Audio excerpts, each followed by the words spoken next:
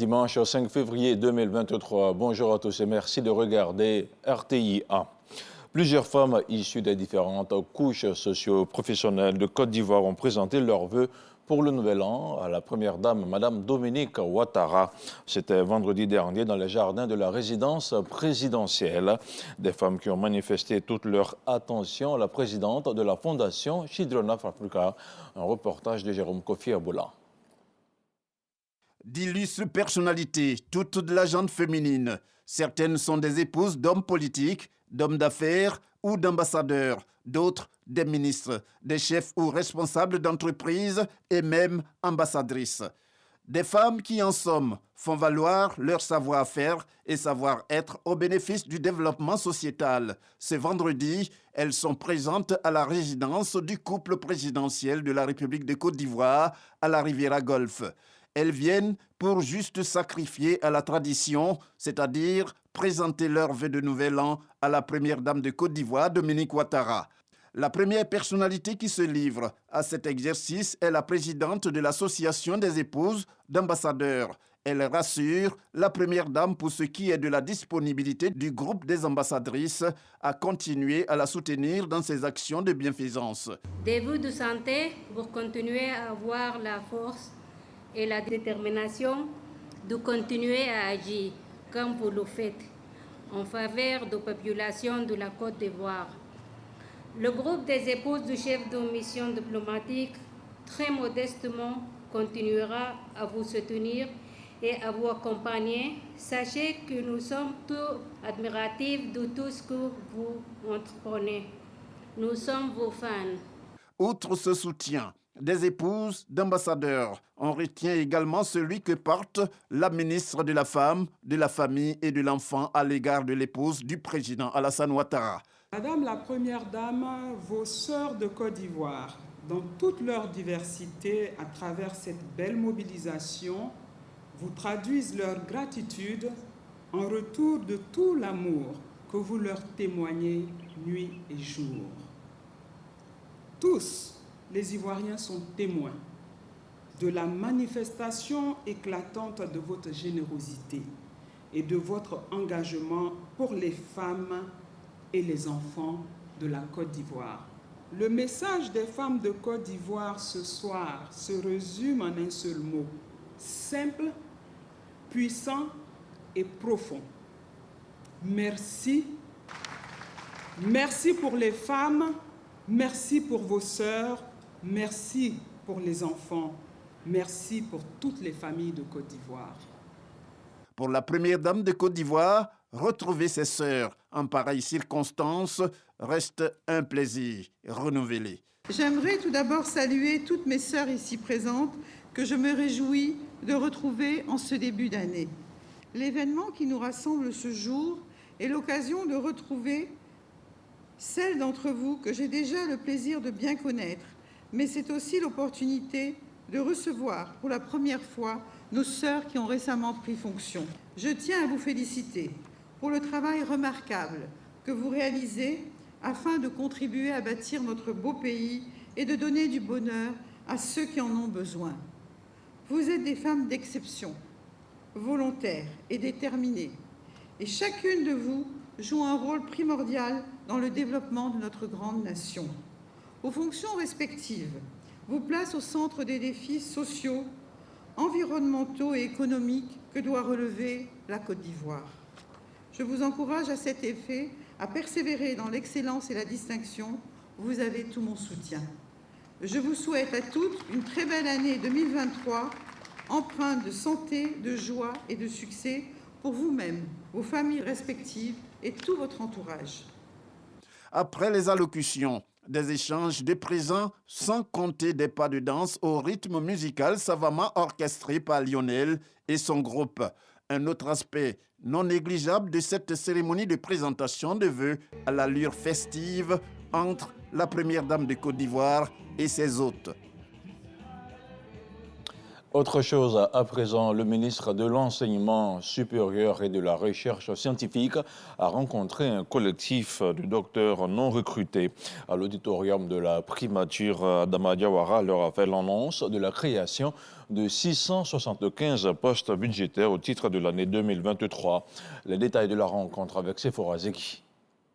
Le phénomène des docteurs non recrutés, une problématique au cœur des actions de Adama Diawara en 2023. Face à la recrudescence des fausses informations qui circulent sur les réseaux sociaux à ce sujet, il s'est entretenu avec les 7 collectifs des docteurs non recrutés. Bientôt, c'est le recrutement qui va naturellement baisser le nombre de docteurs en ce moment. Mais toujours est-il qu'il faut trouver un point de chute à tous les docteurs chômeurs de Côte d'Ivoire. Sur la question du nombre de docteurs non recrutés, Adama Diawara clôt le débat. On dénombre aujourd'hui 1919 docteurs non recrutés. En décembre 2021, j'ai demandé aux docteurs non recrutés de faire leur propre dénombrement et ils se sont comptés entre eux et ils m'ont amené un fichier qui faisait exactement 1463 docteurs non recrutés. Et on peut aller plus loin, lorsqu'on a organisé le concours de juin 2022, le nombre de candidats, à ne pas confondre avec le nombre de candidatures, le nombre de candidats était exactement de 1919. Et ces 1919, il faut faire attention, il y a du tout là-dedans. Il y a des docteurs troisième cycle, des docteurs d'État, des docteurs thèse unique, des docteurs PhD. De 2021 à ce jour, ce sont environ 2000 docteurs qui ont été recrutés par l'État de Côte d'Ivoire. Bientôt, un nouveau recrutement pour absorber le flux de docteurs non recrutés. En 2021, nous en avons recruté 606 et en 2022, 651. Et cette année 2023, nous allons recruter 675 docteurs non recrutés. Donc vous voyez que l'État fait beaucoup d'efforts pour recruter ces docteurs-là.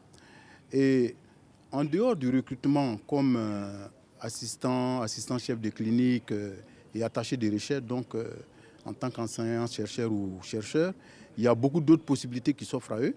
Donc je leur ai fait étalage de toutes ces possibilités qui s'offrent à eux. Par exemple, la possibilité d'intégrer l'école normale supérieure et en sortir comme professeur de lycée et par la suite, par voie de glissement catégoriel, réintégrer, s'ils veulent, le système d'enseignement supérieur de recherche scientifique. Tout comme la possibilité d'intégrer directement la fonction publique et aussi, par la suite, intégrer le système d'enseignement supérieur de recherche scientifique par voie de glissement catégoriel. En Côte d'Ivoire, 14 120 doctorants sont en formation dans les universités publiques. Des chiffres en inadéquation avec le nombre d'enseignants de rang A qui sont censés les encadrer. Adama Diawara, le ministre de l'Enseignement supérieur et de la Recherche scientifique, annonce qu'ils ne pourront pas tous intégrer les écoles doctorales qui ouvriront bientôt leurs portes. Mais des solutions seront trouvées. 2 organisations patronales de boulangers et pâtissiers de Côte d'Ivoire étaient samedi devant la presse dans la commune de Yopougon. Elles ont animé une conférence pour donner leur position sur l'impact de l'augmentation du prix du sac de farine sur leurs différentes activités. Les responsables de ces fédérations ont annoncé que le prix de la baguette de pain restera inchangé. Les détails avec Jean-Luc Bangbo. Les consommateurs peuvent être rassurés qu'ils auront toujours leur pain au prix indiqué de 150 francs et 200 francs, les 2 types de baguettes. Pour l'instant, il n'y a pas eu de changement de prix. Et il n'y a que le ministère du Commerce qui puisse se prononcer à l'effet de faire un changement de prix. Voilà qui est clair. Ces patrons boulangers et pâtissiers ont voulu, à travers cette conférence de presse, taire la rumeur d'une éventuelle augmentation du prix de la baguette de pain, elle-même consécutive à la décision des meuniers de procéder à une augmentation du prix du sac de farine. Pour ces 2 organisations patronales, sur les 3 que compte le secteur, la mesure d'augmentation du prix de la baguette de pain ne devrait être envisagée que seulement après négociation avec le gouvernement et un assainissement de l'activité. Le prix du pain étant administré par l'État, il convient au préalable de recourir aux mécanismes mis en place par l'administration pour discuter de la question et trouver ensemble la solution convenable aux préoccupations qui résultent de l'augmentation de la farine et du SMIC dans notre secteur. L'assainissement du secteur de la boulangerie, il est urgent de mettre fin à des pratiques de rémunération excessive des intermédiaires appelés communément livreurs. Les conférenciers invitent par ailleurs l'État à procéder à la mise en œuvre de ses engagements, notamment le fonds de garantie des boulangers, également une fiscalité spéciale en faveur de ces acteurs, tout en souhaitant la suspension des redressements fiscaux entrepris contre les entreprises de boulangerie.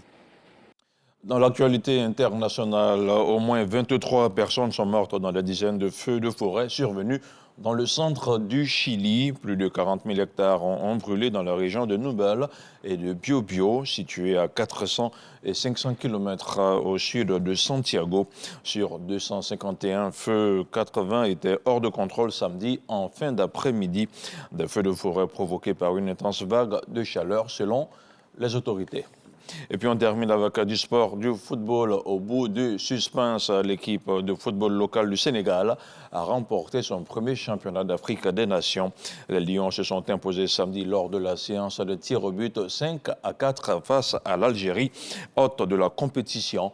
Les hommes de Pape Thiaw imitent ainsi ceux d'Aliou Cissé en remportant le premier CHAN de l'histoire du foot du Sénégal. Merci d'avoir suivi ce flash d'information. Merci de rester également sur RTI1. Je vous retrouve ce soir à 23h.